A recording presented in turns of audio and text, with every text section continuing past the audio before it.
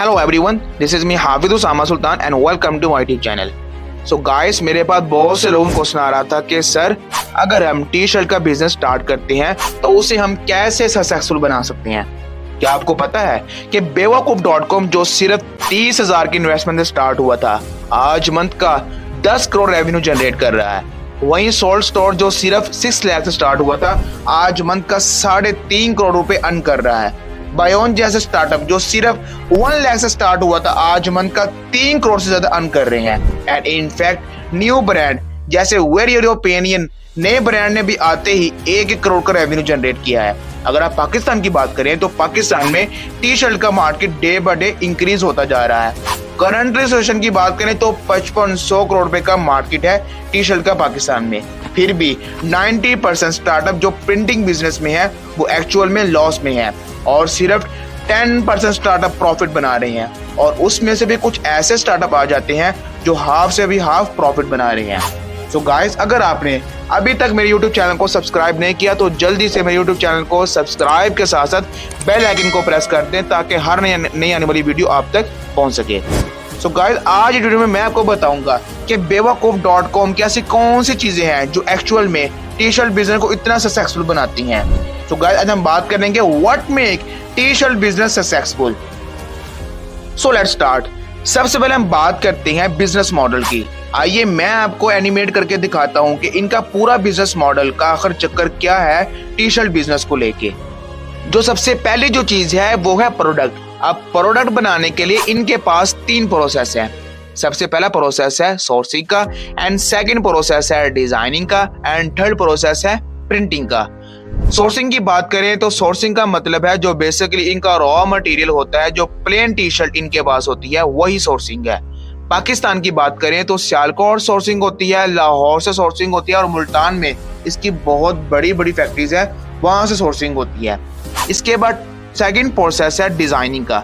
अब इनके पास बहुत ज्यादा डिजाइनर्स हैं और कुछ ऐसे स्टार्टअप भी होते हैं जो बाहर से डिजाइन बनवाते हैं, कॉपी पेस्ट भी करते हैं, तो ये डिजाइन बेसिकली अपने टी शर्ट पर अप्लाई करते हैं। थर्ड पॉइंट है प्रिंटिंग का।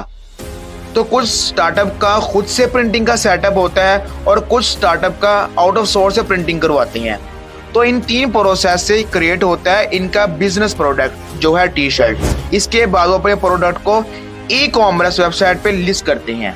कुछ स्टार्टअप जो सोशल कॉमर्स वेबसाइट बनाते हैं जिसे एक नॉर्मल वेबसाइट भी कहा जाता है, और जो स्टार्टअप अच्छा अर्न कर रहे हैं या जिनके पास इन्वेस्टमेंट ज्यादा है वो अपनी खुद की शॉपिफाई पे वेबसाइट भी क्रिएट करते हैं। ऐसे बहुत सारे स्टार्टअप हैं जो खुद की कस्टम वेबसाइट बना के रखते हैं। सो गाइस, उसके बाद आता है थर्ड प्रोसेस डिजिटल मार्केटिंग का। ये अपनी वेबसाइट को ऑनलाइन पोर्टल पे मार्केटिंग भी करते हैं और कंटेंट मार्केटिंग के साथ साथ इन्फ्लुएंसर मार्केटिंग भी करते हैं। पेड एड जैसे फेसबुक, गूगल, इंस्टाग्राम, हर जगह अपनी बेसिकली डिजिटल मार्केटिंग करते हैं ताकि ज्यादा से ज्यादा लोग इनकी वेबसाइट को देखें, इनकी प्रोडक्ट को देखें। और फिर उसके बाद ऑर्डर होने के बाद आता है शिपिंग का प्रोसेस। ज्यादातर स्टार्टअप शिपिंग के लिए थर्ड पार्टी का यूज करते हैं, जैसे pk.com। ऐसी बहुत सारी थर्ड पार्टीज है जहाँ शिपिंग का इंटीग्रेट हो जाता है। जो भी ऑर्डर इनकी वेबसाइट पे आ जाता है, इनकी ऑटोमेटिकली शिपिंग क्रिएट हो जाती है एंड बेसिकली इनका प्रोडक्ट कस्टमर को डिलीवर कर दिया जाता है। और जो फिफ्थ प्रोसेस है वो है फीडबैक एंड रिव्यू लेना। जैसे उनका प्रोडक्ट कस्टमर को रीच करता है तो ये कस्टमर से फीडबैक लेते हैं, मतलब रिव्यूज लेते हैं, ताकि ये प्रोडक्ट को कॉन्टिन्यूसली चेंज कर सके। ये एक स्टैंडर्ड प्रोसेस होता है जो ऑलमोस्ट हर एक ई कॉमर्स में यही प्रोसेस यूज होता है। कस्टमर से फीडबैक लेने के बाद अगर फीडबैक खराब है तो फिर ये एनालिसिस करते हैं कि किस पार्ट में खराबी है, और अगर फीडबैक अच्छा है तो बेसिकली इस पॉजिटिव फीडबैक को रीमार्केटिंग के लिए यूज करते हैं। वही स्ट्रेटजी इसके बाद आती है 6 नंबर पर, मतलब के रीटारगेटिंग और रीमार्केटिंग। मतलब अगर एक बार जो पर्सन आपका कस्टमर बन गया, ये उसको अगेन एंड अगेन मार्केटिंग करते हैं, उस पर्सन को again and again product send करते हैं, उनको बार बार नोटिफिकेशन सेंड करते हैं।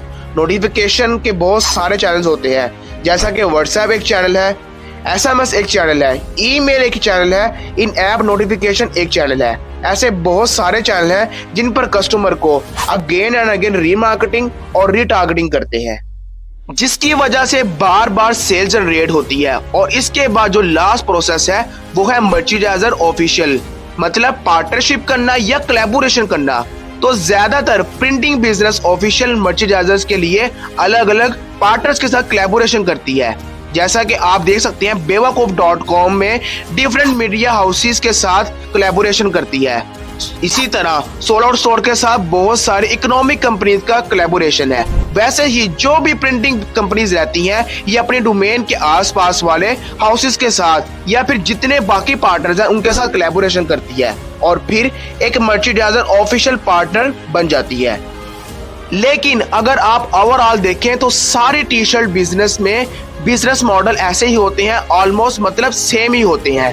फिर आखिर ऐसी क्या चीज है जो इनके बिजनेस को डिफरेंट बनाती है? वो बिजनेस मॉडल नहीं, वो एक्चुअल में है बिजनेस आइडिया, जो कि गाइस मैं आपको इस सीरीज के पार्ट 2 में डिटेल से बताऊंगा। सो गाइस इस वीडियो को लास्ट तक जरूर देखिएगा। ऐसी इंफॉर्मेटिव वीडियोस के लिए मेरे चैनल को सब्सक्राइब के साथ साथ बेल आइकन को जरूर प्रेस कर दें ताकि हर नई आने वाली वीडियो आप तक पहुंच सके।